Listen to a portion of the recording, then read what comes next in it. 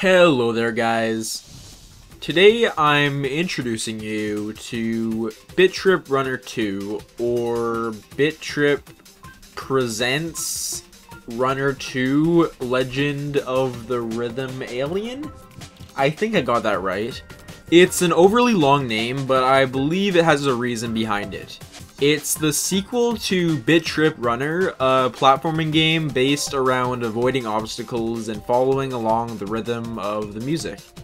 This game has visuals that are a little bit less bitty, and that may be part of the reason why the name isn't exactly straight up Bit.Trip Runner 2, because the aesthetic doesn't really follow that bit name. And I believe the other reason is that the game was originally just going to be called Runner2 and nothing else, but they decided to attach the Bit.Trip brand to it in order for business, I guess. The visuals are different, but they are still very stylized, and I think a lot of people will even call them better. It's a big leap from the first game in a few different ways. Other than the visuals, one of the first things that really pops out is the overworld map available now. Instead of just a list of levels, it starts out linear, but eventually there's the option to branch out, with some optional levels being unlocked after you've gained X amount of gold, which means gold has an actual meaning in this game. Gold is something you collect inside levels. And this also means that the map itself has more meaning in this game. It shows which levels are fully completed and multiple paths, sometimes unlocked by having a certain amount of gold like I mentioned, or often unlocked by actually taking a different exit out of a level. You have this map across the, or rather you have 5 maps across the 5 different worlds that there are in the game. Each world has a very different theme that presents itself both in the level design and in the map, the overworld, and in all the enemy types, everything about it. They are quite unique. In terms of the gameplay, it borrows heavily from the first game, as it should considering the excellence of said title. You can jump, block, kick, spring, and slide your way through various obstacles and enemies. What Runner2 adds is a few things. One is the fact that you can actually slide, jump, and kick all at the same time. You can combine 2 of these moves or all 3 at the same time, leading to some more crazy strings of obstacles that can slow you down. Now, what Runner2 adds outside of that is it's not much in terms of your pure character on a mechanical level, but there is tons and tons of environmental things that really change up the gameplay. There's things like rails that you can go on top or below of.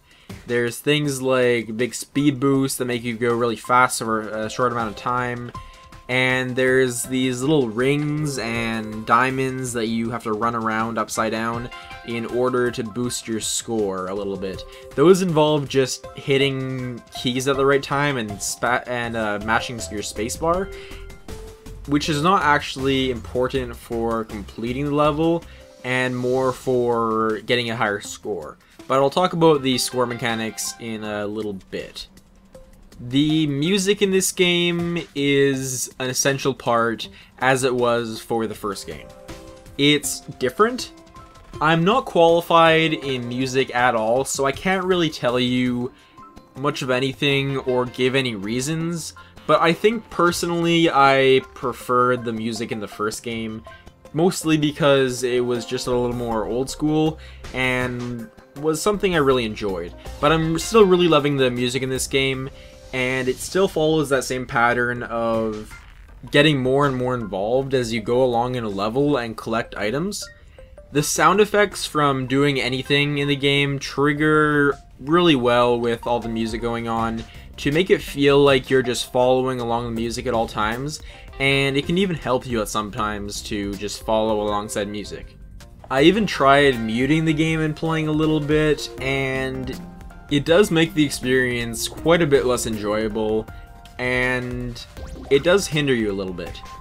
However, you can still get along quite well without it, because this game, in terms of difficulty, it's not as hard as the first game. Now, don't get me wrong, that doesn't mean this game is easy by any stretch of the imagination. It's still quite the challenge, but the first game was rock hard. It had a huge difficulty curve, and had you doing some really precise timing stuff, and this game doesn't have that so much unless you want to go for the high score stuff, which is where the real difficulty comes in.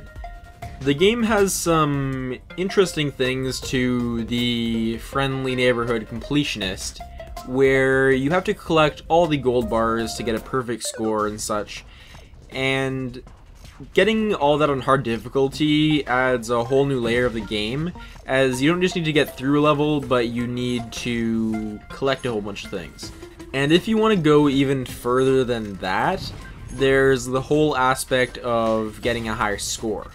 And to do this is a combination of different things, which includes collecting gold bars, which includes actually completing all the objectives properly, and later on in the game, after Chapter 2, you get introduced to a new mechanic by the name of dancing. Now, this adds a whole new thing to anyone that's going for high scores, which is where you have the opportunity to dance to get extra points whenever you want.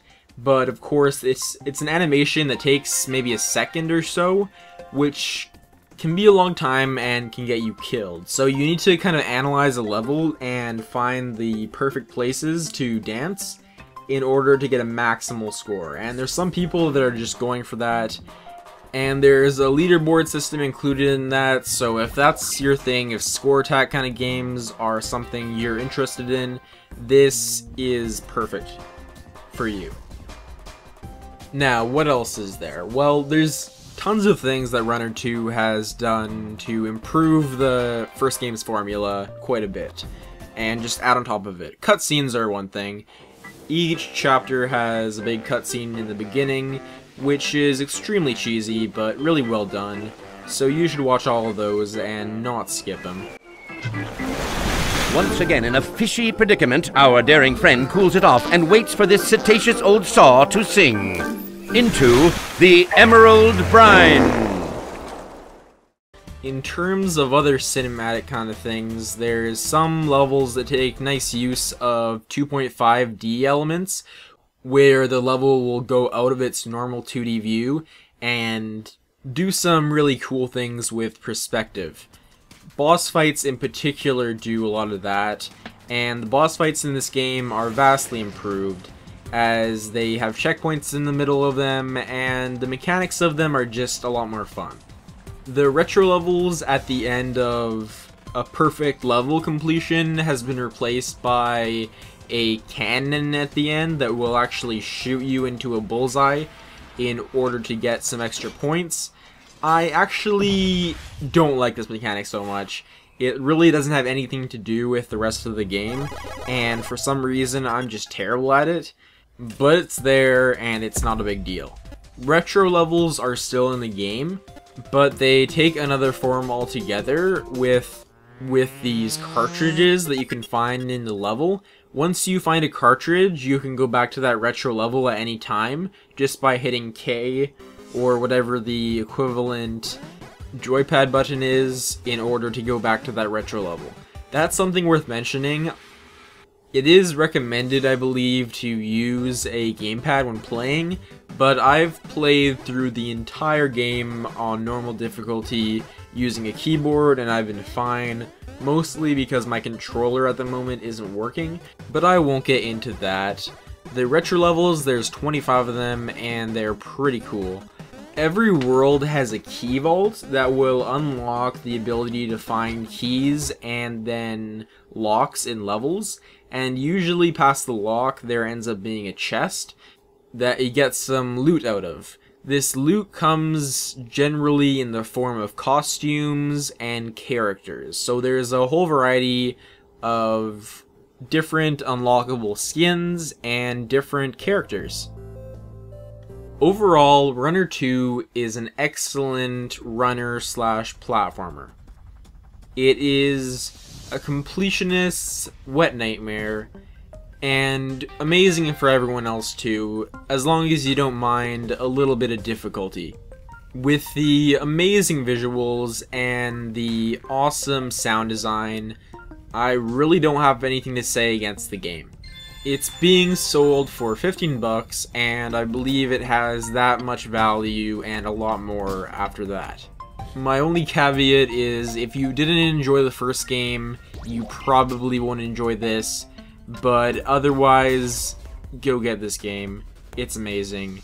I'm going back to playing it right now. Links below, all that good stuff. Thanks for watching. See you next time.